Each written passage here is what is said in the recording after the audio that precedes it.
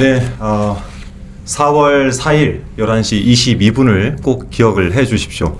대한민국이 다시 위대해지는 그런 날 여러분과 또 오랜만에 인사드리게 됐습니다. 한준호입니다. 반갑습니다. 안녕하십니까. 역사적인 날에 찾아왔습니다. 불팟캐스터 박지훈입니다. 네, 좀 박수 한번 치고 시작. 네. 네. 오늘 함께 해주시는 분 박성준 원내 수석께서 또 함께 해주시고 오늘 생일이세요. 네, 생일을 맞았습니다. 축하합니다. 감사합니다. 생일 축하합니다. 오늘 생일 아주 좋은 일이라고 해야 되긴 좀 그렇지만 아무튼 오늘 생일에 많은 국민들께서 기다렸던 그런 소식을 듣게 됐습니다. 반갑습니다. 네, 어서 오십시오. 또 우리 탄핵소추단에서 활동하셨는데 김기표 의원님. 네, 반갑습니다. 자리가 여기가 훨씬 아닙니다. 여기가 훨씬 편하고 좋습니다. 네, 반갑습니다. 네, 반갑습니다. 네, 오늘이 사실 이제 청명이라고 합니다. 그 하늘이 다시 맑아지는 이런 날인데 청명의 하늘이 맑으면 그 한 해 농사가 잘 된다고 해서 대한민국의 정말 청명 하늘이 맑아지는 날인 것 같습니다. 아까 듣다 보니까 4월 4일 11시 22분 44112 그러네요. 그러니까 네네네. 12월 3일 개헌으로부터 오늘이 123일째 되고 그렇죠. 112네요. 딱 또 그게. 네. 나중에 역사적으로 암기하기는 좋을 것 같아요. 그렇습니다. 수험생들에게 미래 수험생들에게 절대 아주 틀릴 수 없는. 네. 근데 저는 이제 오늘 그걸 보면서 그 박근혜 전 대통령에 의해서 두 번째 국민의힘 측의 대통령이 탄핵이 됐고 그리고 국민의힘 측에서 내는 대통령마다 그렇죠. 다 구속이 되는 상황이라 저는 국민의힘 오늘 그 의총 끝나고 나오는 모습 원내수석 계시니까 훨씬 더 잘 아실 텐데 어수선하지 않았습니까? 아니, 저는 보지는 못했는데 네. 지금 이제 국민의힘이 사실은 역사의 퇴행에 네. 있었죠. 윤석열 대통령이 저렇게 비상계엄하고 내란한 거에 대해서 전 세계가 알고 온 국민이 다 알고 있는데 정치 지도자들이 이 문제에 대해서 눈 감고 네. 윤석열 다시 옹유하려고 하고 왕정 복구하려고 하고 이런 선봉장들이 아니었습니까? 역사의 퇴행자들이기 때문에 여기에 대해서 국민들이 정말로 준엄한 엄단을 해야 될 것 같고요. 또 그 국민의힘에 있는 지금 뭐 지도부도 그렇고 또 윤석열을 옹유하려고 거리까지 나와서 극우를 준동하고 선동했던 그런 정치인들에 대해서는 그냥 묵과해서는 안 될 것 같습니다. 좀 정하게 책임을 나중에 물어야 되는 거 아닌가 이런 네. 생각이 듭니다. 예. 네. 저희가 오늘 시작하면서 그 정청래 그 탄핵소추 단장께 연락을 한번 드려보기로 했는데 저희가 원래 5시에 연락드린다고 했다가 5시 6분이 됐어요. 우선 영상 하나 짧게 보면서 제가 전화 연결을 시도해 보도록 하겠습니다.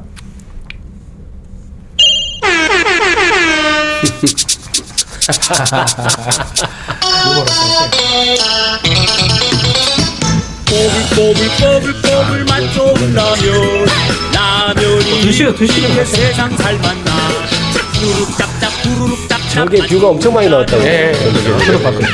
쪽쪽으로 만든 라면이. 감각이 있어요. 아주 좋으셔. 네, 오늘 보니까 여기저기 예, 연결이 됐네요. 네, 안녕하십니까? 불파의 한준호입니다. 예. 지금 우리 그 소추단장으로 활동하신 정청래 법사위원장님 영상을 하나 좀 봤어요. 파면을 드시는 영상을 하나 봤습니다. 네, 고생 많으셨죠? 고생은 제가 고생한 건 없고. 네네. 국민들이 고생했죠. 네. 오늘 마지막 그 헌재 가셔서 대략 한 30분 좀 넘게 앉아 계셨던 것 같은데 그 자리에 계시면서 어떤 생각이 드셨습니까? 저는 문영배 그 소장께서 네. 첫 문장은 이제 예상이 되잖아요. 네네네. 재판 시작한다는데 두세 번째 문장이 뭘까? 근데 이게 이제 처벌의 대상, 소치 대상이 된다. 네. 적법하다. 네. 그 얘기 듣고 8대0이구나 이렇게 생각했고 또 내란죄 뺀 거 그 부분이 약간 껄쩍지근했는데 껄쩍지근하셨고 아무 문제 없다. 네. 8대0이구나. 그리고 이제 그다음부터 이제 1차 천리로 이제 있고 그다음에 이제 뭐 윤석열 입장에서는 역지 사실 보면 야당한테 뭐 그런 감정을 느꼈을 수도 있다. 읽으실 때는 저를 계속 쳐다보면서 방향이 그쪽이더라고요. 네, 제 눈을 쳐다보면서 계속 읽었거든요. 네. 그래서 그냥 잘 들었죠. 이번에 그 저희 의총 때 비공개 장소에서 비공개 의총에서 그 사실 국회 측 변호인단에 대한 칭찬을 많이 하셨어요. 네네. 예. 너무 잘하셨다는 얘기를 하시던데. 이것도 또 뭐 어떻게 보면 우리에게는 행운인데. 국민의힘이 변호인들을 추천하지 않았어요. 네. 그래서 조국혁신당에서만 추천했고 개혁신당은 추천하지 않았고 그래서 박근혜 때 17명이어서 네. 17명으로 맞췄고 근데 팀플레이를 해야 되겠다. 네. 그래서 법무법인 두 군데에서 LKB하고 네네. 한결하고 네네. 이렇게 같이 했고 또 이제 경험 있는 분들 몇 명 더 붙였고 그래서 진짜 너무 화합이 잘 됐어요. 화합이 좋았다. 네. 네. 왜냐면 네. 하다 보면 갈등도 있고 그렇죠. 또 그 법률들이 하다 보면 의견과 주장이 다 다를 수 있잖아요. 네네. 근데 그런 것이 한 건도 없었어요. 그래서 그렇게 호흡이 척척 맞았군요. 호흡이 잘 맞았고 네. 그리고 또 네. 공명심 경쟁을 할 수도 있지 않습니까? 그렇죠. 근데 그런 것도 없었어요. 그래서 네. 매주 토요일 오전 네. 내내 네네. 모여서 네. 계속 토론했어요. 아무튼 이번에 너무들 고생 많이 하셨는데 마지막으로 저 국민분들 지금 이제 보고 계신 당원분들 지지자분들께 그래도 한 말씀 좀 부탁드리겠습니다. 탄핵수사 단장으로서 오늘 해단식을 하셨는데 오늘의 헌법 판결을 할 수 있는 헌법도 국민이 만든 것이고 또 민주주의 역사도 국민이 만들어 온 것이고 내란의 밤을 국회로 달려오셔서 지켜준 것도 국민이고 또 윤석열 파면을 외쳐서 오늘의 할대형 만장일치로 이끈 것도 국민들입니다. 네. 그래서 오롯이 국민들 덕이다 이런 생각을 하고 감사드립니다. 네. 이거 마지막으로 질문 하나. 저도 좀 인사할게요. 정청래 의원님. 네. 저 박성준입니다. 저기 고향이 어디예요? 금산입니다. 금산이죠, 금산. 정청래 의원이 아끼고 있는 후배입니다, 제가. 정말 수고 많으셨어요. 예, 고마워요. 네. 의원님, 저 박지훈 변호사입니다. 누구요? 박지훈 변호사입니다. 박지훈 변호사? 예. 예.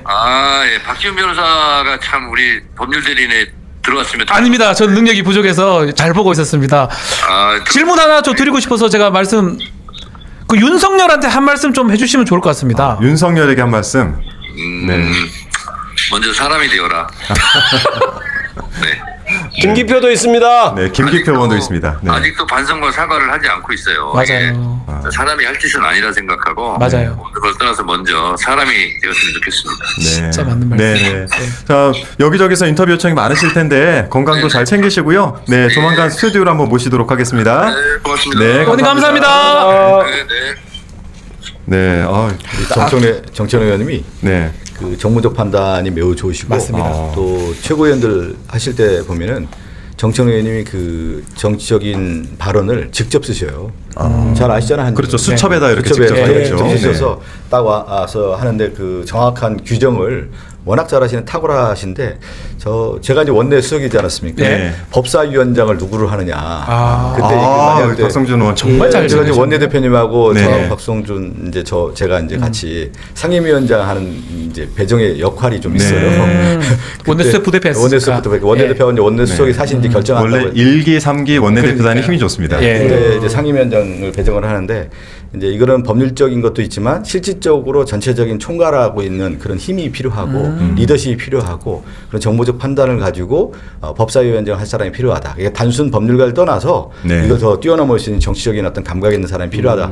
그 역할을 할 수 있는 사람이 누구냐. 그리고 배짱이 있어야 된다. 네. 너무 잘 뽑으셨어요. 배짱 있어야 됩니다. 예. 배짱이 있어야 돼요. 예. 그러니까 가장 중요한 게 이제 정치인의 덕목 중에 여러 가지가 있잖아요. 네. 장군으로 얘기하면 지장, 용장, 덕장을 뛰어넘는 배짱이 있어요. 그런 면에서 정청래 의원이 이제 배짱이 있는 두둑한 그분이기 때문에 저희들이 사실 그 당시 언론에서는 법사위원장 누구냐 뭐 여러 사람들이 얘기를 법률가들 얘기가 많이 나왔었어요. 나왔잖아요. 우리는 사실 원내에서는 정청래 의원 너무 잘하셨어요. 탁월한 선택이었습니다. 너무 잘하셨어요. 워낙 잘하셨어요. 이번에 또 우리 정청래 위원장 말씀하신 것 중에 변호인단 얘기를 했지 않습니까? 네. 너무나 비교가 됩니다. 네, 윤석열 그래요. 측하고 국회 소추인 대리인단 차이가 너무나 나고 한쪽은 팀워크 좋다면 한쪽은 팀워크가 엉망이고 공명심에 어떤 변론을 하는 모습이었거든요. 자멸했죠, 같은 자멸. 생각 아닌가요? 네, 맞습니다. 저는 개몽되었습니다. 그러니까 각자 저쪽은 약간 무슨 느낌이냐면 각자 뜨기 위해서 그러니까요. 그러니까 그 피청은 윤석열이 어떻게 되는지 별로 관심이 없는 그러니까 이제 약간 좀 미안합니다 이런 표현 잡법 분위기라고 그랬다. 그러니까 나 너무 똑똑해 이러면서 자기 얘기만 막 하는데 그게 윤석열한테 별로 좋지는 않은 그런 느낌 드는 어떤 변론들이 많았어요. 땀 났겠어요, 윤석열도. 그렇습니다. 그 같은 소추위원 단으로 계시면서 그래도 좀 기억에 남는 장면 같은 게 있지 않으신가요? 뭐 기억에 남는 장면은 많은데 방금 얘기했던 뭐 저는 개몽되었습니다 이것도 있고 김계리 변호사.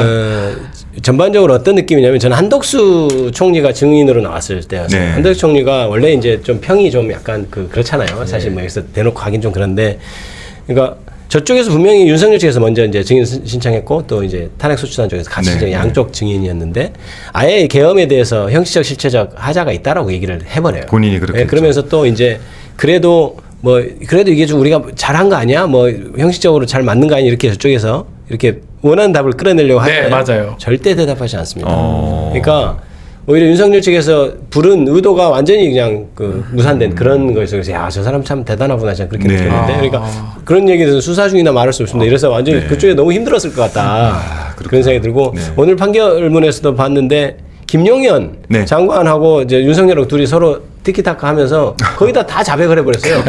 티키타카라고 하기는 어렵지만 아무튼 티키타카라고 표현하면 홍보령이나 계엄 선포. 자기들끼리 이제 묻고 답하고 이제 했어요. 자기가 직접 물어봤거든. 윤석열이 자기가 직접 물어서 뭐 티키타카로 해도 됩니다. 거의 뭐 정말 그런 너무 웃겼어요. 그런 수준이었으니까. 그런데 뭐 포고령에 대해서도 자기가 완전 자백하고 그래 내가 좀 문제가 있는데 뭐 그때 보고 받았다 이렇게 얘기하고 그런 장면들이 좀 기억에 남고 또 얘기가면서 생각나는 재밌는 장면이 있으면 말씀드리겠습니다. 네. 사실 그 말씀 주시기 전에 그래도 그 중에 가장 기억에 남을 장면이 아마 오늘 이 마지막 장면 주문 이 장면이 아닌가 싶어서 그래도 여러분 다시 한번 같이 보시죠. 여러 번 보셨을 텐데. 네네.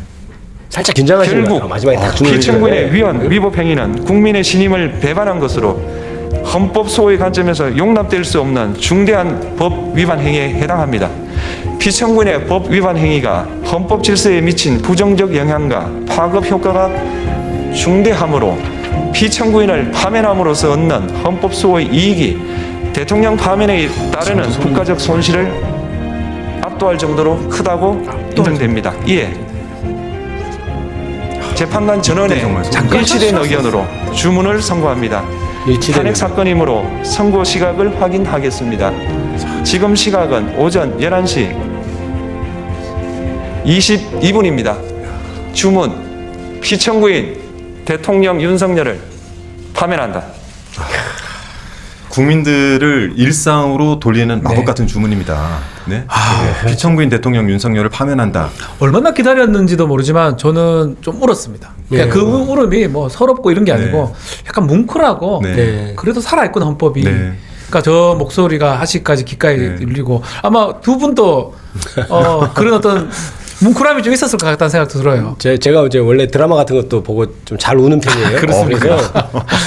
근데 울컥하는데 거기서 막 울면 좀 안 될 것 같아서 굉장히 간신히 한 3군데 정도가 이렇게 쭉 있는데 3번 정도 이유가 있었는데 이제 울진 않고 울컥울컥 했었습니다. 저 지금 문영배 소장께서 이제 주문을 외칠 때 그 앞에 나온 문구 중에 하나가 국민을 배신했다는 말이 있어요. 맞아요. 그것은 저 내용이죠. 국민의 신임을 배반한 것으로. 배반한 거죠. 정치 지도자가 가장 갖춰야 할 덕목 중에 하나가 뭐냐면 국민의 믿음 아닙니까? 그 국민의 믿음, 민신 아니에요. 민신의 그 백성, 국민의 믿음에 의해서 정치 지도자가 설 수가 있는 건데, 존립이 설 수가 있는 건데, 그것은 가장 중요한 덕목 중에 덕목인데 이것을 저버린 사람이 윤석열이었고 그것이 바로 위헌 위법한 행위로서 국민의 신임을 배반한 것이다라고 하기 때문에 우리가 뭐 다른 얘기를 뭐 붙일 필요가 뭐 있겠습니까? 저는 저 단어가 딱 와닿으면서 그랬기 때문에 파면한다. 근데 저는 박성준 의원님 사실 저희가 둘이 당에 같이 들어왔어요. 같이 들어왔어요. 당 입사동입니다. 입사동. 그때입니까? 2020년 2월 2일 날. 그것도 2월 2일. 또 2월 2일입니까? 4월 4일 2월 2일. 같이 입사했는데 요번에 원내 수석을 맡으시면서 저는 개인적으로 굉장히 좋아하는 그 언론계 선배시고 좋은 형인데 굉장히 어려운 시기에 원내대표단을 맡은 거예요. 그러면서 이 파면까지 끌어오는데 다들 원내수석만 바라보고 있어요. 그렇죠. 의총만 하면 그렇게 될 수밖에 원내수석이 없죠. 오늘 무슨 얘기를 하나. 그래서 감회가 더 새로우실 것 같아서 오늘 모셨는데 이 과정을 이끌어오는 과정 중에 제일 힘들었던 때가 어느 때셨습니까? 근데 저는 이제 이렇게 봤죠. 원내 이제 22대 이제 되면서 2024년 총선이 이제 당선이 되고 5월달에 저희가 박찬환 대표하고 이번에 됐는데 그러니까 정확하게 상대가 누구냐라고 하는 부분을 잘 봐야 되는 거죠. 상대가 윤석열 정권이었는데 윤석열 정권은 사실은 이제 민주주의를 훼손하는 정권이었고 제가 의원님 기억나실지 모르겠지만 윤석열 정권이 어떤 정권이냐 내가 의원총회에서 규정을 했었잖아요. 맞습니다. 그게 규정을 하셨죠. 유사 파시즘 체제를 갖고 있다. 유사 파시즘 정확하게 지적을 하셨네요. 참고로 정치학 박사십니다. 정치학 박사. 윤석열 정권은 실질적으로 뭐냐면 드러난 파시즘은 아니지만 유사 파시즘 체제에 가깝다. 그게 뭐냐면 첫 번째 파시즘은 자신들의 정치 이데올로기를 강화하면서 갈라치기를 하거든요. 그 이데올로기 뭐냐면 반국가 세력이니 무슨 공산 전체주의 세력이니 야당을 적대시하지 않았습니까? 그것이 이제 이데올로기 하나가 있고 그 이데올로기를 강화하는 동원 체제가 있어요. 그게 뭐냐면 극우 유튜버예요. 저 나치의 파시즘도 마찬가지잖아요. 그렇죠. 나치 돌격대가 있는 것처럼. 그 다음에 하나가 뭐냐면 사실은 이 자신들의 정치 체제를 공고하게 한 권력 기반으로서의 가장 중요한 권력 도구화를 하거든요. 그게 이제 보통 군부 통치 같은 경우는 비밀 경찰이라든가 국정원이라든가 안기부라든가 이걸 통해서 자신들의 통치 기반을 강화하고 정적을 제거하고 있는데 우리 김기표 의원님은 검찰 출신이긴 한데 윤석열 정권은 검찰이죠. 네, 맞습니다. 그리고 또 하나 이제 마지막에 뭐냐면 언론은 통제하는 거예요. 이게 이제 이 네 가지가 이루어졌을 때 파시즘 체제라고 할 수가 있는데 여기에 저는 거의 같았다. 그래서 유사 파시즘이기 때문에 그럼 여기에서 야당의 스탠스는 무엇이냐? 이 유사 파시즘 체제하고 싸우는 강력한 기동대가 돼야 된다는 거예요. 그래서 사실은 너무 강력하다고 항의도 꽤 많이 받으셨어요. 그거는 그렇지 않으면 그 야당 자체가 무너질 수가 있다라고 하는 부분을 저는 명확하게 인식을 했고 또 우리 박찬호 대표님이 그 선명성을 가지고 지금까지 이끌어왔던 거죠. 그래서 저가 이제 보조를 맞췄기 때문에 그래서 사실 우리가 이제 쭉 윤석열 정권이 엄청난 압박과 큰 힘든 과정들이 있었지만 이걸 다 견딜 수 있었던 힘이 거기에 있었고 또 하나가 뭐냐면 우리 의원님들이 우리 김기표 의원님 같은 분들이 정말로 열심히 싸우셨어요. 맞아요. 진짜 대단했습니다. 한 분 한 분이 특히 김기표 의원님이 이 법적인 부분하고 나와서 전선에 나와서 직접 싸워주시는 저는 아직도 기억나는데 12월 3일 내란을 밤에 우리 의장님이 안 하시고 그 비상계엄 해제안을 빨리 해야 되는데 안 하는 거예요. 안 하고 계셨죠. 제가 거기서 이제 빨리 하라고 막 앞에 나가는데 김기표 의원이 책상을 막 저 기억나요.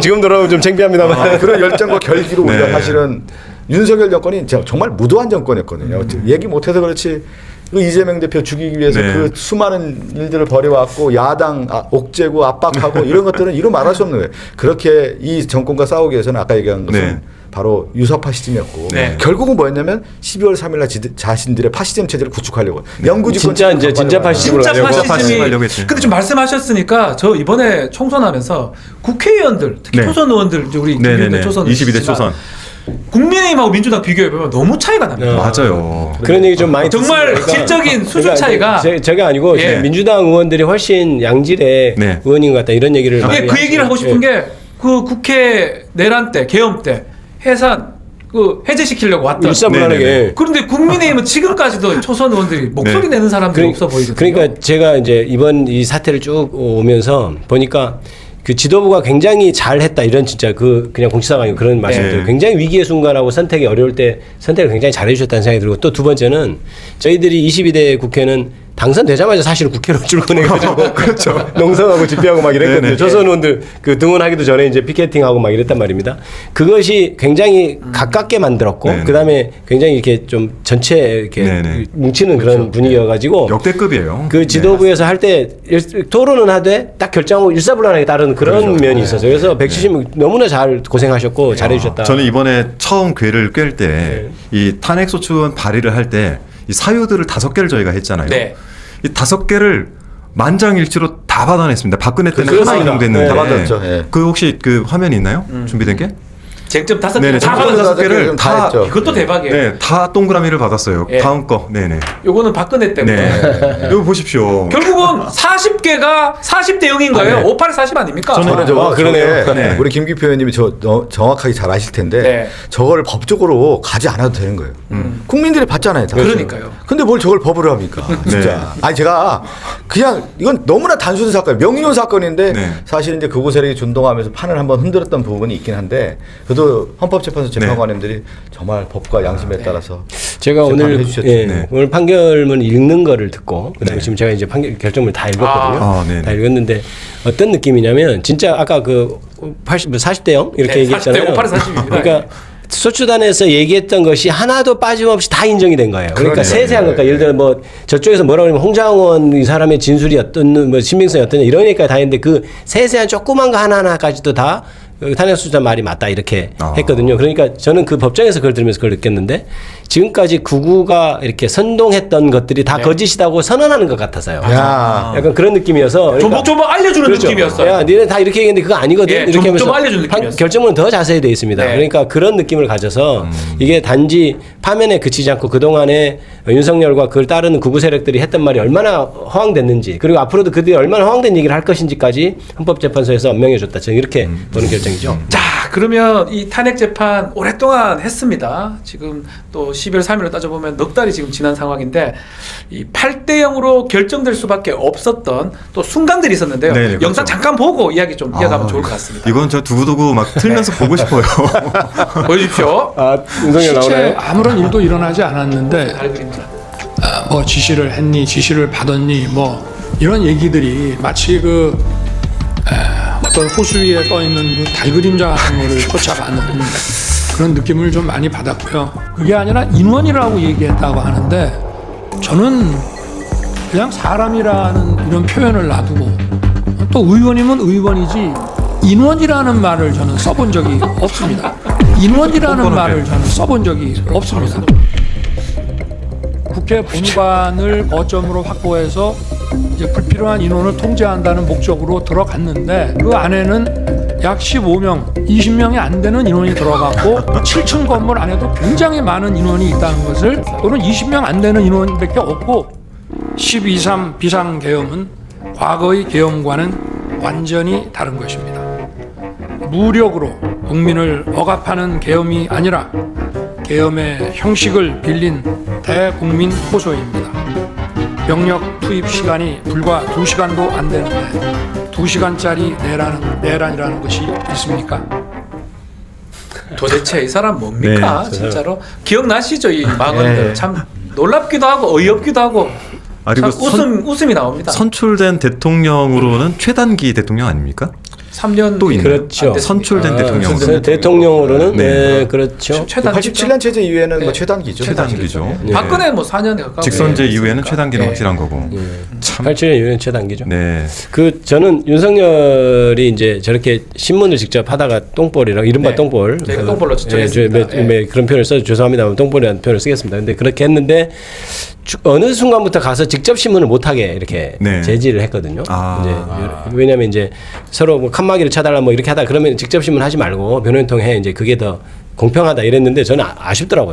듣고 싶었다는 말씀이 직접 해야 계속 이른바 똥볼을 차는데 실수를 하는데 네, 계속해서 그건 아쉬웠고 그다음에 그 인원이란 말은 우리 박 변호사님 계시지만 법조인들이 인원이라는 말 참 많이 씁니다. 그렇죠. 아, 그래요? 그럼요. 사람이란 말보다 한자에 네. 익숙해 있잖아요. 그렇죠. 그러니까 인원. 심지어는 그렇군요. 그렇죠. 뭐만 자 이런 표현도 많이 써요. 그러니까 뭐만 자, 뭐만 인원 이렇게 쓰지. 사람이라면 오히려 덜 쓰는데 인원이라면 저도 법정에 듣고 있다가 인원이라면 많이 쓸 텐데 좀 있다가 보니까 이렇게 계속 써버리잖아요. 네. 저는 저 영상 보고 뭘 느꼈냐면 윤석열이라고 하는 그 정치인의 캐릭터가 어떻게 완성이 된 사람이었느냐. 그러니까 보면은 그 사람의 정치적인 언어, 행태 이런 것들을 보면은 그 성장 과정에 이 사람이 어떤 학습을 해왔길래 네. 이렇게 저는 하나가 놀란 게 뭐냐면 네. 거짓말을 하는데 그냥 너무 거짓말을 눈알 태연해요. 네, 너무 네. 눈알 깜짝하네. 그래서 어느 날 제가 박지원 의원이 그러더라고요. 네. 거짓말을 밥 먹듯이 한다고. 그 자기의 어떤 출세나 이런 것들을 네. 위해서는 그동안의 그 삶의 궤적이 네. 누구나 앞에서 거짓 행위를 하고 그것이 네. 몸에 밴 사람이다 이렇게 저한테 얘기를 해주는 걸 좀 듣고 저 사람의 그 캐릭터는 그러한 모습의 연장선상이었는데 근데 우리가 몰랐던 거죠. 검찰이라고 하는 그 권한을 가졌을 때는 그 검찰의 칼이 정의의 칼이고 네. 지난 대통령 선거에 나왔을 때 공정과 상식이라고 하는 부분을 내세웠기 때문에 뭔가 그런 사람이겠다라고 하는 것을 가지고 우리가 판단했는데 이 탄핵 심판 과정에서 저 사람의 실체가 다 드러난 거예요. 그냥 환상이 다 깨진 거예요. 환상이. 환상이 다 깨졌죠. 윤석열은 어떻게 되는 겁니까? 아, 지금 관제선 아직 안 나가고 있다고 하거든요. 근데 박근혜 때는 사흘 정도 걸렸던 것 그 같은데. 보일러 수리하고 관저를 삼성동 관저 네. 그래서 했었는데 또 아파트예요. 서초동 네. 아파트. 또 그것도 문제되긴 그 주민들이 합니다. 뭐라고 할까요? 근데? 또 경비동이 또 필요하지 않습니까? 경호동이 필요하죠. 경호원이 한 10명 정도 붙는다고 근데 하더라고요. 최소의 예우만 한다고. 그렇죠. 근데 이제 현직일 때도 네. 현직일 때 그 잠깐 살았었잖아요. 네. 네. 이제 물론 거기 있는 주민들이 반길지는 모르겠으나 결국 거기 가도 경호도 없어도 잘 아니, 경호를 살까요? 갑자기? 구치소 같은 데 가면 경호도 필요 없잖아요. 근데 저는 구치소로 궁금한 게 가면. 지금 어쨌든 구속되어 있다가 풀려나서 파면을 당했잖아요. 그러면은 다시 구속을 하기는 어려운 건가요? 지금 같은 사안으로? 지금은 제가 좀 네. 말씀을 드리면 네. 원래 대통령 때는 내란죄, 외환죄 말고는 소추 네. 조사가 불가능합니다. 그렇죠. 이제 대통령이 아닙니다. 네. 일반인입니다. 모든 조사가 가능합니다. 저는 지금 당장도 공수처에서 네. 직권남용죄나 뭐 이런 범죄로 불러서 조사를 해서 구속이 가능하다고 보거든요. 너무나 많은 범죄를 저질렀고 지금 네. 감춰놓은 거잖아요. 그러니까요. 그거 아니라도 만약에 4월 14일 날 본 재판이 내란 재판이 1차 재판 열립니다. 공판. 네. 그날 직위원 판사가 직접 직권 구속도 가능합니다. 구속해도 돼요. 네. 그것도 가능한 네, 거죠. 그럼요. 김기현 저 우리 의원님, 김기표 의원님, 저는 그런 생각이 좀 들더라고요. 이제 사실은 이제 윤석열이 이제 구속됐다가 풀려나고 그런 과정에서 검찰이 사실은 수사가 그렇게 진행되지는 않았지 않습니까? 그렇죠. 예, 수사 그러면 이게 멈춘 이 파면된 상태에서 특히 뭐 김건희와 관련된 수사라든가 그렇죠. 이런 것들은 좀 탄력받지 않겠습니까? 그러니까 그렇죠. 그 옳게 보셨고요. 네. 파면의 의미가 뭐냐? 파면의 의미는 대통령직에서 물러나는 그런 어떤 특권이 없어지는, 그렇죠. 그 특권이 없어지는 거. 특권이라는 것은 내란죄, 외환죄 외에는 수사를 받지 않는 거거든요. 그럼 이제 내란죄로 수사가 돼서 네. 일단 구속이 됐는데 네. 이제 모든 사건을 수사할 수 있잖아요. 가능합니다. 저희가 그때 김건희, 윤석열, 백서 100대 117개 뽑았던데요, 그거 보니까? 뽑은 거 있잖아요. 범죄들 말한 거. 그것만 수사해서 그 중에 하나만 수사해서 하면 구속시킬 수 있고, 그다음에 아까도 말씀드렸듯이 그날 재판에 나오면 그걸로 그냥 구속시키면 돼요. 4월 14일 날 그냥 부장판사가 너 네. 눈빛이 안 좋다. 구속되자. 이래도 될 것 같거든요, 저는. 그 구속사유 되면 눈빛이 안 좋기 때문에 아니, 그 바로 너무 구속되는데. 증거인멸이라 더 죽여줘. 우리가 크게 맥락을 보면 이제 우리가 뭐냐면 이제 내란 특검법은 이제 재의결이 이제 아직 남아 있거든요. 그런데 그렇지만 검찰에서는 내란 관련된 수사를 진행하고 있는 거 아니겠습니까? 그렇죠. 그러면 이 내란 수사가 검찰에 어떻게 보면 또 네. 자신들의 그동안에 잃었던 실점을 회복하기 위해서 내란 네. 수사를 또 강하게 추진할 네. 가능성도 분명히 있는 할 수도 거고요. 왜 있습니다. 그러냐면 특검법은 분명히 나중에 만들어지는 거 아니겠습니까? 그렇죠. 그렇게 하기 위해서 특검법 만들어졌는데 어떤 것도 안 했다고 하면 그 검찰은 사실 국민의 또 지탄을 또 받는 거거든요. 그래서 저는 이제 파면과 동시에 내란과 관련된 수사를 검찰이 할 가능성이 조금 더 높아진 거 아니냐. 더 강해. 그 다음에 김건희와 관련된 수사도 그렇죠, 좀 더 그렇죠. 탄력을 받을까. 네. 아까 그래서 제가 김기표 의원님께 그런 말씀을 드린 건데 네, 맞습니다. 이 큰 투쟁이 그렇게 이어지지 않을까. 저는 그 조심스럽게 그렇게 예측하고 일단 있습니다. 관련된 자료 또는 압수수색 등을 통해 가지고 증거인멸 못하도록 막아야 되는데 제가 어제 경호처에 아는 사람이 있어 전화를 밤에 예. 했더니 가면 또 막거나 그러진 않겠지 했더니 왜 그러시냐면서 저한테 이렇게 표현하더래요. 저희는 프레지던트를 경호하는 게 아니라 프레지던시를 경호하는 거다. 즉 직위를 경호하는 것이지 그 사람을 경호하는 게 아니다. 예. 그렇기 때문에 마음 놓고 들어오셔도 된다. 그리고 진짜 지금 프레지던트도 아니잖아요. 그럼요. 네. 일반인입니다. 일반인. 전 대통령, 전 대통령일 뿐이고. 네, 예. 네. 예. 그래서 빨리 이 그래서 부분 원래 저 영어로 프레지던트라는 게 첫 번째 서 있는 사람입니다.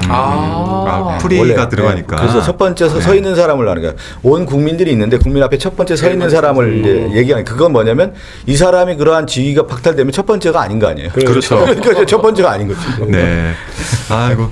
사실은 명태균 게이트나 이런 데서 나오는 네. 것만 그냥 기사만 봐도 이미 혐의가 입증되고 바로 구속될 수 있는 이 부분에 대해서 뭐 아니에요. 원내에서는 잘 준비하고 계시는 걸로 알고 있는데. 그럼요. 이제 뭐냐면 원내 전체적인 이제 우리가 이제 그 동안에 이제 서면 야당으로서 쭉 왔다고 하면 이 내란을 종식시킬 수 있는 마지막에 이제 작업들이 분명히 있어야 되는 건데 그거는 뭐냐면 특검법입니다. 특검법을 우리 박 변호사님 잘 아시겠지만 이 내란 수사를 특검에 통해서 공정한 수사가 진행돼야만 이것이 밝혀질 수 있는 거기 때문에 다음에 이제 지금 내란 특검법을 재의결이 남아 있거든요. 예. 그리고 명태균 특검법에 대한 재의결이 남아 있는데 네. 재의결 상황을 좀 지켜봐야 될 것 같고요. 만약에 통과가 된다고 하면 바로 특검이 발족돼서 수사가 진행되는 거고 네. 만약에 이제 200석이 되지 않는다고 하면 재의결은 이제 3분의 2니까. 다시 올리면 한덕수 대행이 이것도 거부권 행사할까요? 안 되는 거 다시 아닙니까? 이제 만약에 그러면 이제 많이 올린다면? 재발의를 예. 이제 우리는 다시 해야 되지 않을까 예. 싶은데 아니면 뭐 대통령 선거 끝나고 하셔도 될 것 같고요. 몇 달, 이제 2달 안 남았으니까. 60일이니까. 네. 저희들이 이제 타이밍을 좀 봐야 되죠. 네.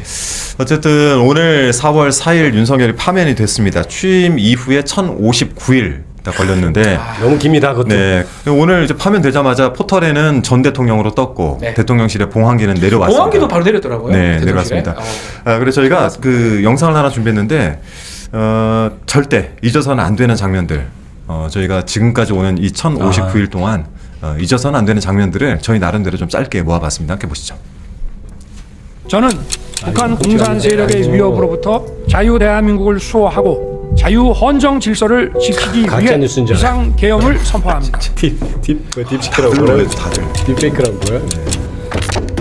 야, 저때 넘어오자. 경고에 들어오고 있습니다. 아니 저는 빨리 결의를 좀 빨리 해야 된다고 생각해요. 네. 너무 늦어지니까. 근데 속았죠. 네, 제가 조금만 늦었으면 큰일 날 뻔했어요. 아, 그렇죠. 들어올 뻔했죠. 그 지금 이것도 나가는 거라고 근데 나도 네. 재밌게 재밌는 지금 저 저기 국민의힘 인서 국민의힘 맞죠? 네. 나갔죠. 안 하고 나간 거예요? 계엄 해제 지금 이제 탄핵인가요? 탄핵 관련. 탄핵 같은 탄핵 관련. 제가 저기서 탄핵이죠. 아, 이건 탄핵이에요. 탄핵 가결될 때 제가 검표 의원이었잖아요. 그래가지고 윤석열 탄핵 표결. 여러분들 때문에 아직도 불안해하고 있습니다. 나라의 명분이 걸려있는데 포기합니까?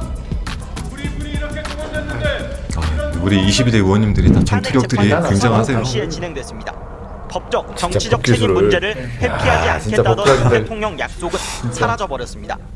1차 체포영장 집행은 차벽과 인간띠에 가로막혀 저것도 무산됐고 너무 어이없어. 2차 집행 때 윤 대통령은 체포됐습니다. 진짜 법꾸라지였어요. 그렇죠. 그럼요. 3월 8일. 기억나. 야, 저희가 김성훈 전화 아, 진짜. 저기서 국민의힘이 희망을 봤다는 거 아닙니까? 그렇죠. 뭔가 헌재까지도 판사가 바꿀 수 해주니까 있겠구나. 헌재도 자기 편 들어줄 수 있겠다 그렇죠. 생각한 거예요. 자기들도 불가능하다고 생각했는데 지금 네. 나온 거거든. 그러니까 네. 헌재도 가능하겠다고 생각했어. 네, 저 시점부터 순서대로 진행돼서 윤석열이 파면이 빨리 될 것이다 이렇게 생각했던 국민들이 굉장히 식은땀 났던. 원래 3월 14일 늦어도 네. 가능하다 했는데 저게 3월 8일인가 9일 그때 네. 중간에 구속 취소해서 풀려나는 전화는 진짜 힘들었습니다. 정말 힘들었어요. 아, 진짜 힘들었습니다. 진짜 멘붕. 진짜 힘들었어요. 하다못해 법조 기자들까지도 그리고 이게 나서 어떻게 거의 될지. 한 달 가까이 된 거 아닙니까? 사실은 저것 그게 때문에 한 늦어졌다고 달입니다. 봐요. 저 때문에 늦었다. 저것 때문에- 헌재 판결이 저것 때문에 늦어진 그렇죠. 거죠. 저것 때문에 이제 구구 세력도 더 준동하고 플레이는 좀 바뀐 것 같고. 네. 근데 저희는 이제 앞으로 지금 이제 파면이 된 예전엔 대통령 한 사람만 조준을 하면 됐는데 지금은 가족 전체가 아닙니까? 윤석열도 있고 김건희도 있고 그리고 이 내란을 같이 모의했던 그러니까 사람들. 그 내란에 머리들이 지금 안 잡혔어요. 네. 내각에 있는 사람도 마찬가지고 네. 비서실에 있던 사람들도 안 잡히고 군인들만 몇몇 기소됐거든요. 네. 네. 그런 부분들도 밝혀내야 되는 거 아닙니까? 이거 하나하나 지금 다 지금 진행을 해야 될 사안인 것 같아요. 그거는 이제 특검법밖에. 네. 그게 특검법이 있으면 바로 해결될 일을. 근데 특검도 특검인데 검찰의 수사가 의지가 있었다고 하면은 네. 그렇게 할 수가 있었는데 지금 심우정 검찰총장이 그렇게 했을까요? 그렇기 때문에 아까 말씀드린 것처럼 검찰이 수사를 안 해왔던 건데 그런데 윤석열 파면이 되니까 검찰도 아마 발등에 불이 떨어졌을 겁니다. 이걸 어떻게 할 건가에 대한 고민들이 엄청 많을 거고 네. 그렇기 때문에 윤석열에 대한 수사, 내란에 대한 수사는 검찰이 할 수밖에 없는 거고 만약에 특검으로 갔을 때 그 수사가 제대로 진척이 안 됐다라고 하는 부분에 대해서 그 치탄을 어떻게 하겠습니까? 그러니까요. 검찰의 존립 기반이 없는 거죠. 특검 하자마자 그거 볼 거예요. 그럼요. 제대로 했냐 안 네. 했냐. 하나도 안 했다고 하면은 이거는 검찰이 수사를 덮고 있었겠다라고 하는 것을 알려주는 거 아니겠습니까? 그럼 검찰이 무슨 필요가 있겠습니까? 네.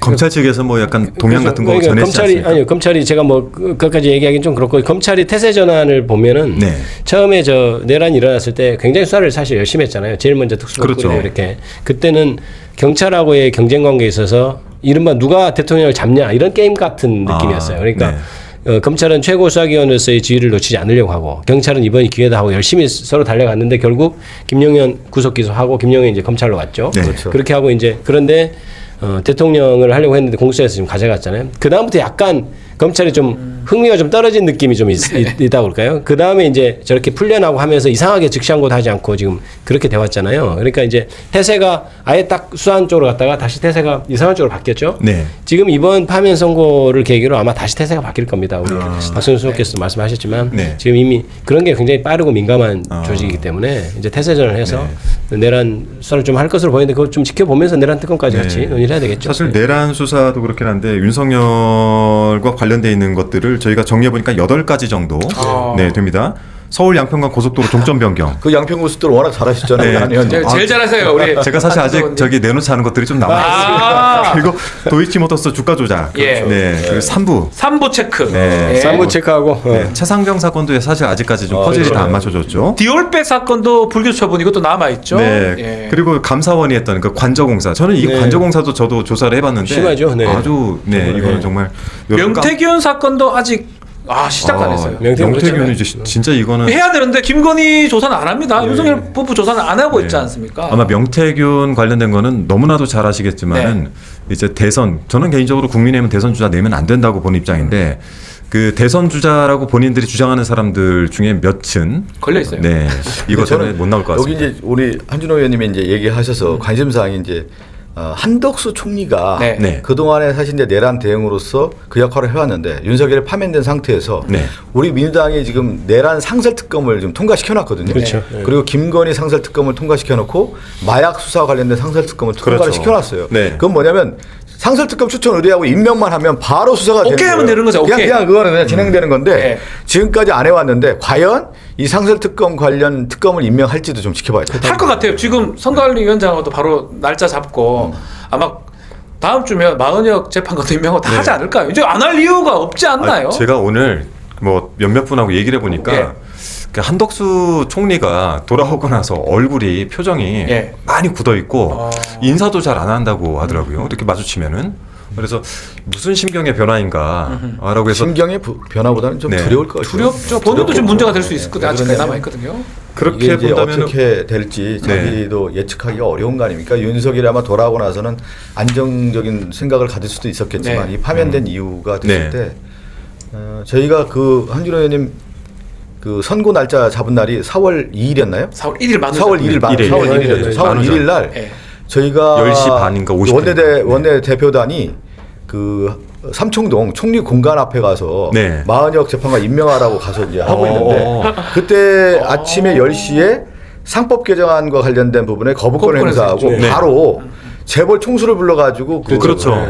그 회동을 했어요. 네, 근데 네. 우리가 재벌 총수를 만나는 거 회동하는지는 몰랐는데 네. 거기서 우리가 이제 마은혁 재판 임명하라 상법 개정안 이런 거 거부권 행사한 거 잘못됐다 하는데 바로 거기서 그날 선고 날짜가 4월 4일 날 잡혔다라고 네. 하네요. 네. 그리고 우리가 밖에서 기자들하고 얘기하면서 아마 한덕수 총리가 깜짝 놀랐을 거예요. 멘붕 오셨습니다. 그렇겠네요. 근데 제가 들은 얘기로는 그 원내 지도부의 전략이 아주 좋았던 게 실제 이제 그 4월 더 뒤쪽으로 네. 선고 일자를 잡고 있었는데 한덕수 총리의 탄핵을 하려는 움직임. 그렇죠. 중대 결심이라고 하셨죠? 네, 그 우리가 4월 사실 다 1일로 못 준비를 했죠. 박은. 네. 네. 4월 1일로 못 박은 그게 굉장한 압박이 돼서 혼자 날짜를 당겼다라는 얘기가 들리더라고요. 저도 약간 그렇게 좀 추측을 했던 것이 이제 물론 모든 국민들이 나와서 열심히 이렇게 뜻을 외쳐주신 게 크겠지만 디테일에 들어가면 사실은 한덕수 총리를 먼저 선고해서 돌려보냈잖아요. 네. 네. 그러니까 저는 계속해서 얘기하는 게 윤석열 대통령하고 이게 묶여 있는 거예요. 그러니까 네. 한덕수는 돌려보내고 애초에 계획이 윤석열을 파면하는 건데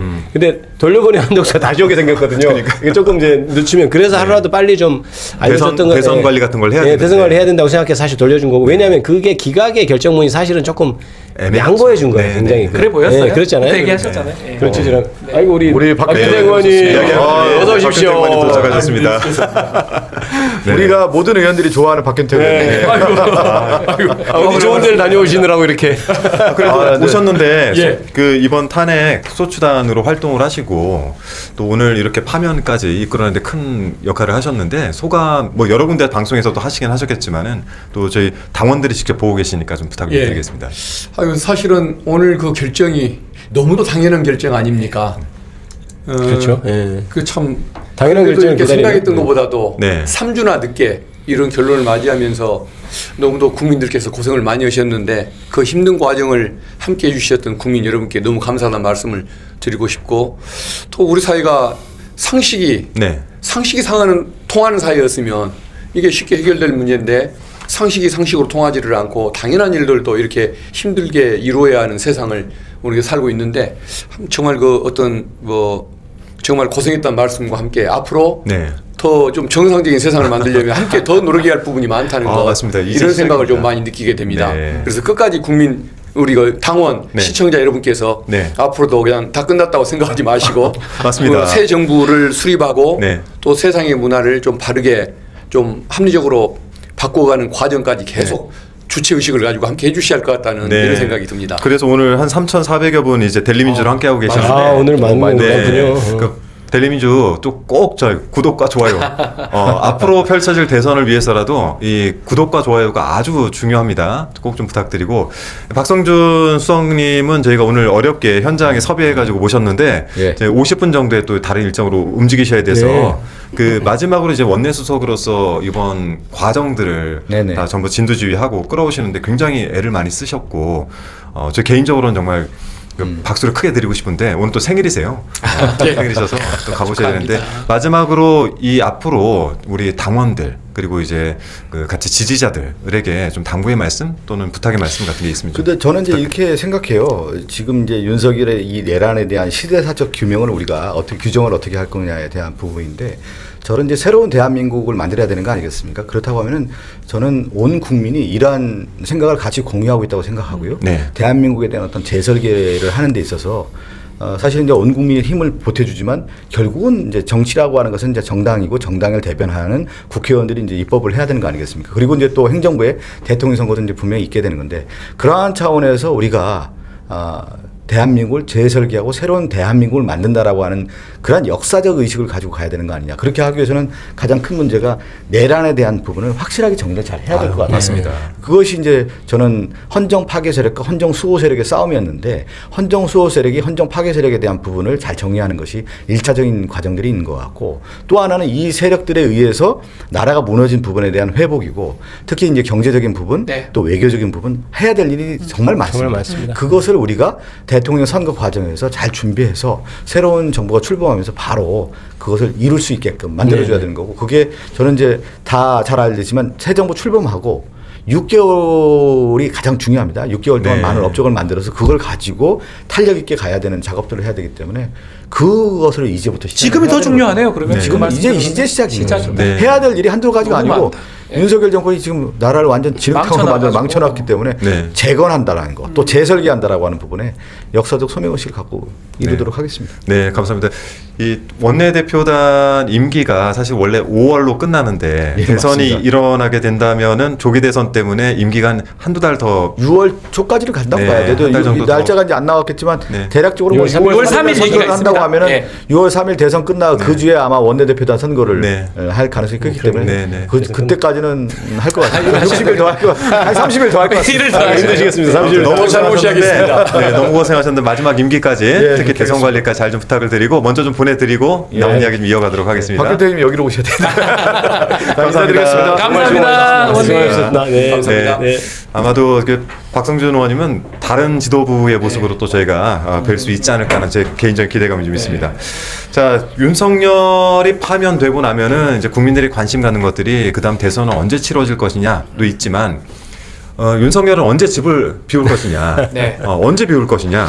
라는 그런 궁금증도 좀 있습니다. 그래서 그 예전에 보면 이제 그 2022년 대통령에 당선된 윤석열, 그러니까 임기 시작이 10일 0시 기점으로 청와대를 개방해놓고 떠났단 말이죠. 네, 떠났는데 언제쯤이면은 윤석열이 본인의 집으로 돌아갈 것이냐, 또는 아까도 이제 말씀드리긴 했지만 사실 집으로 돌아가는 것보다 국민들이 원하는 거는 내란 초기로서 구속 수사를 받는 것이 제일 옳지 않냐라는데 이런 부분들에 대해서는 어떤 추측을 해볼 수 있을까요? 언제 자신의 사저로 돌아갈까요? 이게 사실 좀 더 궁금해요. 아크로비스타 며칠 내로 빼야 된다 이런 건 없어요. 법은 없어. 또 지체 없이 이번에 즉시 이것 때문에 좀 논란이 됐는데 법에 없습니다. 법에 며칠 만에 빼라. 박근혜 전 대통령 3일 소요가 됐습니다. 당시 보일러 문제가 있었던 걸로 알고 있고 근데 경호동 이런 문제 때문에 바로 갈 수 있을지 또 그 부분도 혹시 의원님이 좀 알고 계시는 분 있을까요? 그건 바로 비워줘야 하는 것이 당연한 거죠. 사실은 그렇겠죠. 우리 저 경찰들 인사발령 나면 바로 그날 떠납니다. 발령이 맞습니다. 그렇죠. 하루도 지체하지 않습니다. 그게 가능한 걸 보면 뭐 이것도 당연히 가능한 것일 거고 뭐 이전 이사 때문에 그렇다. 그것은 이사는 나중에 물리적으로 하면 되는 것이고. 이사는 함부로 하면 안 됩니다. 그 안에 있는 것들을 저희가 어쨌든 증거로. 그렇군요. 정말 놔두고 떠나야 되겠군요. 맞아요. 그다음에 이제 경호 문제가 하나 있을 수가 있는데 어차피 집이 아파트 아닙니까? 뭐 이런 일반 저택으로 간다고 한다면 경호동 문제도 같이 함께 검토를 해줘야 하는 것이 맞지만 네. 어차피 아파트 안에서 경호원들이 뭐 경호원 칸 뭐 네. 따로 만들어서 함께 아파트 안에서 생활할 건 아니기 때문에 네. 그냥 내일 바로 이사하는 것이 맞지 않나 싶습니다. 그냥 경호원들도 좀 걱정이 되는 게 예를 들어 노무현 전 대통령께서 이제 그 봉화로 내려가셨을 때는 워낙 좋아하던 경호원들이 많아서 손 들고 가겠다는 분들이 좀 계셨어요. 뭐 문재인 전 대통령도 마찬가지고. 맞아요. 네. 근데 여긴 누가 따라가겠습니까? 김성훈 씨는 따라갈 것 같아요. 김성훈하고 이광우와 둘이 따라갈 것 같은데. 직급을 낮춰서 가든지 아니면은 일단 자기 같이 둘이 그 사람도 안 가는 거 아닙니까?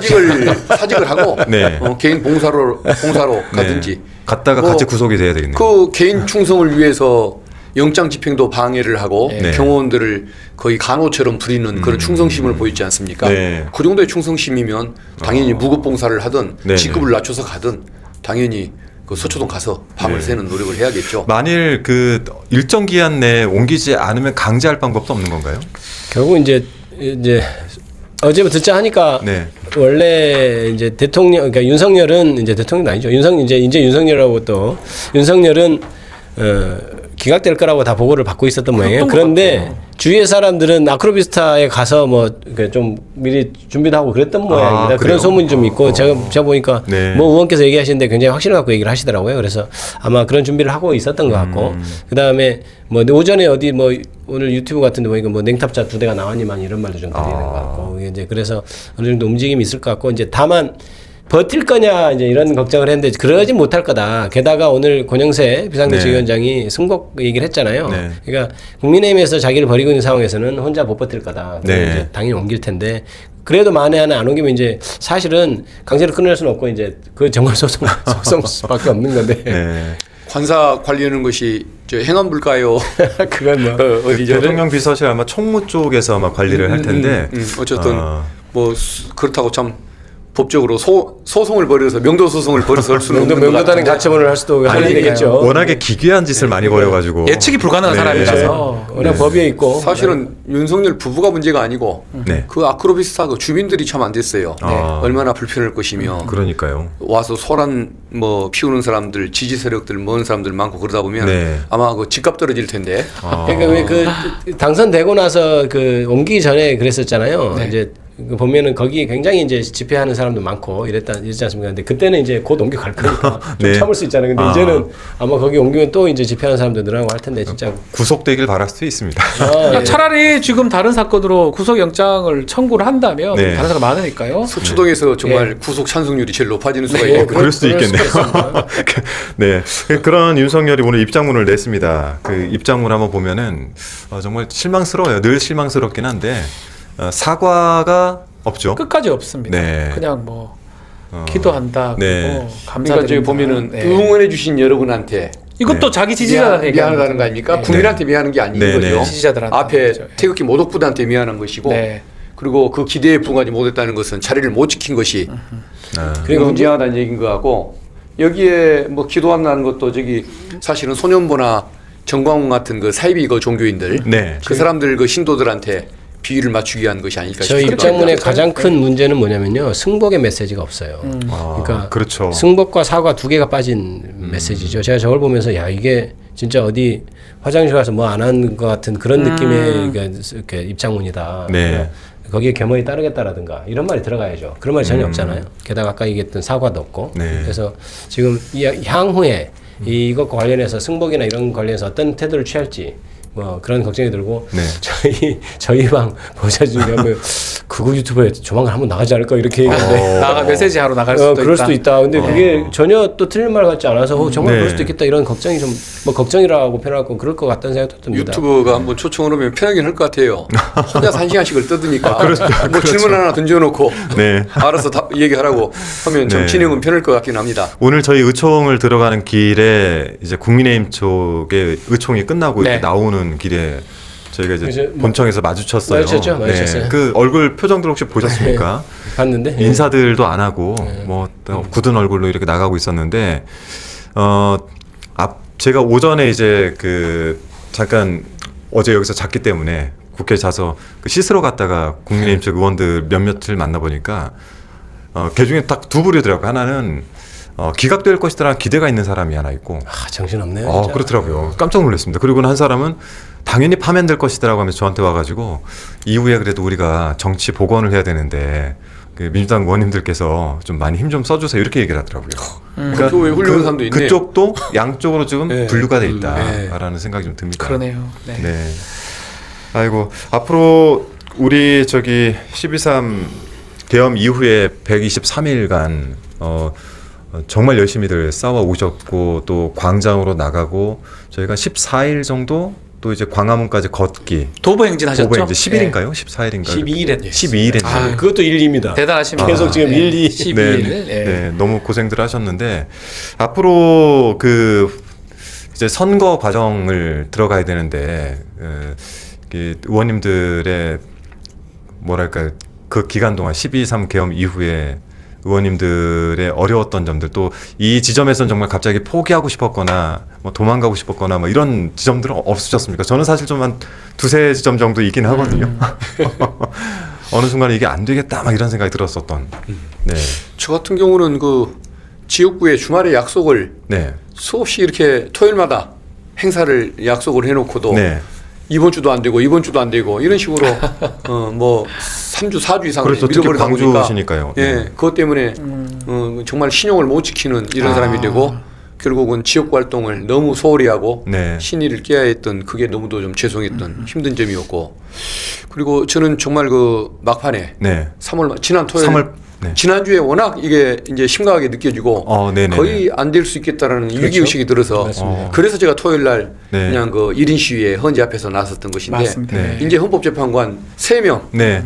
의심되는 3명 네. 지금 보니까 그렇게까지 의심을 일은 예. 아니었는데 그래도 조금 어쨌든 네. 다른 생각을 가지고 있었던 건 맞는 것 네, 같거든요. 네, 네. 그분들 상대로 네. 지금 대한민국을 좀 파국을 만들려고 그러냐 망국으로 이끌려고 그러냐라고 직접 한번 호소하고 싶어서 그런 식으로 한번 좀 무모한 도전을 좀 했는데 정말 참 지난주에는 좀 절망스럽고 나라의 앞날이 걱정됐던 그 상황도 있었습니다. 진실은 알 수는 없습니다만은 네. 이제 법조인으로서는 기각 결정을 못 쓸 것이다. 저게 어떻게 기각이 되겠냐. 8대0 제가 이제 심각해지기 전에는 누가 물어보면 야 8명 중에 1명이라도 기각 의견 쓸 확률이 0이야. 네. 걱정하지 마. 이렇게까지 얘기를 했거든요. 그러면 판사 평생 한 사람들이 어떻게 기각 결정을 쓰겠나 했는데 맞습니다. 그때 그러니까 저는 한덕수 총리가 월요일 날 결정이 됐을 때 그럼 그 주에 하겠구나.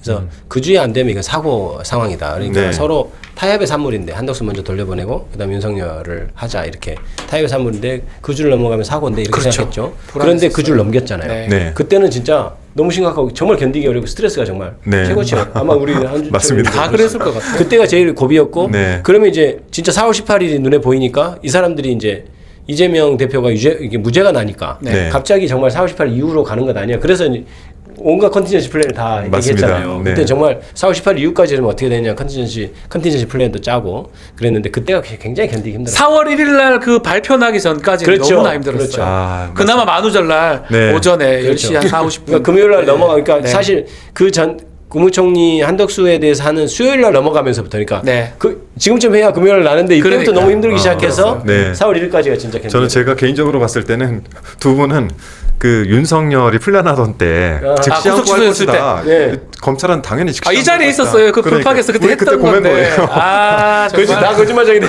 다 엉뚱한 법조인이 돼버렸었어요. 그래가지고 아이. 너무 당연하다라고 생각했던 네. 게 어그러지고 윤석열이 풀려나고 저들에게 뭔가 새로운 희망과 기대를 심어주면서 저희 생각들이 어그러지는 게 아닌가라는 불안감을 조성했던 저는 그때 굉장히 힘들어하던 두 분의 얼굴이 기억이 납니다. 네. 네. 제가 그때 정말 상식에 어긋나는 결정, 기존의 관념으로는 생각할 수도 없는 그런 결정이 난 거 보고 네.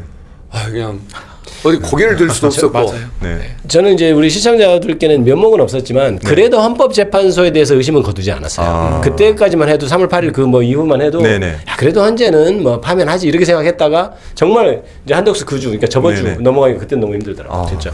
그러니까 그렇게 이제 걱정을 지난주에 그렇게 했으면서도 네. 그래도 역시 헌법재판관에 대한 신뢰가 없진 않았던 게 네. 합의가 됐다는 말, 선고일자가 지정했다는 말을 듣고 바로 네. 이건 인용이다. 그렇죠. 기본 신뢰가 있다 보니까 네. 기각하는 결정을 네. 합의할 리는 없다. 네. 당연히 이건 인용된다는 뜻이다라고 네. 그렇게 스스로 안심을 좀 했는데 네. 저 혹시 나만의 착각일까 싶어서 헌재 앞으로 다시 옮겨서 맞아요. 1인 시위를 또 국힘 사람들 그 표정을 보니까 굉장히 표정이 어두워지고 탄핵 기각을 외치는 목소리는 2배로 높아지고 악을 쓰는 이런 걸 보고 본능적으로 그러니까 헌재에 대한 신뢰가 있었던 거다. 그러니까 합의가 됐는데 우리는 인용이고 저기는 기각된다라고 이거 인용될 거라고 저기도 서로 걱정을 했던 거 보면 저기도 느끼고 우리도 느끼긴 했다. 그러니까 우리는 4월 18일을 넘길까 봐 걱정을 했던 거고 저기는 4월 18일 넘기기를 기대를 했던 거고 근데 앞당겨지는 순간에 이게 참 아이고 그래도 너무 큰 국면을 이제 하나 접고 또 새로운 국면으로 저희가 이제 접어 들어가는 첫날인데 오늘 뭐 저녁들은 어떻게 하십니까? 각자 또 이제 좋은 자리들 좀 만드셨나요? 아니면 좀 푹 쉬십니까? 저희 방 직원들이 그동안 너무 고생하고 집회 현장도 나가고 이제 그래서 제가 우리 막내가 맞아요. 얼마 전에 저녁을 막 이렇게 도시락을 먹다가 자기 양대창을 먹고 싶다고 야 내가 파면내면 양대창을 써. 양대창 사실 좀 비싸잖아요. 양대창을 쏠게 지금 모여 있습니다. 회식합니까? 그러면 우리 다 민주당 회식하냐고 질문들이 많네요. 소추인단 해산됐냐 회식하냐 이 질문도 있습니다. 아마 해산은 됐는데 조금 편해지면 그때 아마 정청래 위원장님께서 밥 한번 사실 걸로 믿고 있습니다. 오늘 의원총회에서 그 해단하는데 그 말씀 안 하셔가지고 제가 좀 걱정하고 있습니다. 쏘시겠죠? 정청래 위원장님이 그럴 분이 아니라고 저는 믿습니다. 알겠습니다. 자 이제 123일 비상계엄 선포 123일 그리고 탄핵소추안이 접수된 때로부터 112일 만에 내란 속에 윤석열이 파면됐습니다. 자 이제 말씀드린 대로 한 국면은 접어놨고요. 이제 정권 창출이라고 하는 또 새로운 국면을 저희가 맞게 돼서 저는 대선을 이제 2번째 치러보긴 하는데 지난번 졌던 그 트라우마가 남아 있어서 또 새롭게 들어오신 이제 초선 의원님들 전투력이 대단히 높으시잖아요. 그 힘으로 한번 저희가 이번에 꼭 좀 정권 창출을 좀 해냈으면 좋겠는데 그런 각오의 마음으로 그래도 오늘 첫날이다 생각을 하고 마지막으로 국민들 그리고 우리 당원분들께 한번 힘 있는 메시지 한마디씩 좀 부탁을 드리겠습니다. 제가 할까요? 국민 여러분 정말 고생 많으셨고요. 헌정 파괴 세력과 헌법 질서 수호 세력과의 싸움에서 결국 정의가 승리를 했습니다. 그런데 이 싸움은 아직 끝난 것이 아니고요. 결국은 헌법 수호 세력이 정권을 잡고 그다음에 그 내란 행위와 이런 것에 대한 철저한 단죄가 되어야 저는 끝나는 싸움이라고 생각합니다. 그래서 이제 윤석열 파면이 됐으니 우리 민주당의 정부가 들어서서 그런 헌법 수호를 수호로 종식시킬 수 있도록 그렇게 힘을 모아주시기 바랍니다. 감사합니다. 고맙습니다. 저도 취지가 같습니다. 국민 여러분 그동안에 너무 고생 많으셨고 이제 주말에 좀 편히 좀 쉬시다가 또다시 새로운 정부 또 새로운 질서를 만들기 위해서 함께 또 힘을 모아주시면 더 감사하겠습니다. 고맙습니다. 박준 변호사님도. 하여튼 시작인 것 같아요. 끝이 아니고 시작이니까 오늘부터 시작이라고 생각하고 파이팅 하시면 좋을 것 같습니다. 고맙습니다. 앞으로 이제 국민의힘이나 보수라고 하는 측에서는 아마 민주당이나 앞으로 대선 주자들을 향해서 이 내란 관련된 수사를 진행하는 부분에 있어서 정치 보복이다 이런 프레임을 걸려고 할 겁니다. 하지만 내란죄를 일으킨 것에 대한 정당한 수사와 여기에 대한 엄벌은 절대 이게 정치 보복이 아닙니다. 정치를 오히려 회복하는 길이기 때문에 이러한 프레임에 절대 말려들지 않고 저희는 저희 길을 따박따박 갔으면 좋겠습니다. 그리고 다시 말씀드리지만 이 불팍을 만든 이유가 이러한 것들을 대비하기 위했기 때문에 여러분 꼭 좋아요, 구독, 알람 설정 부탁을 드리겠습니다. 저희는 또 다음 주에 뵙도록 하고요. 저는 아무래도 맡은 일이 최고위원이다 보니까 매주 금요일, 가급적이면 매주 금요일 찾아뵙도록 하겠습니다. 오늘도 대단히 감사드리고요. 정말 고생들 많으셨습니다. 고맙습니다. 수고하셨습니다.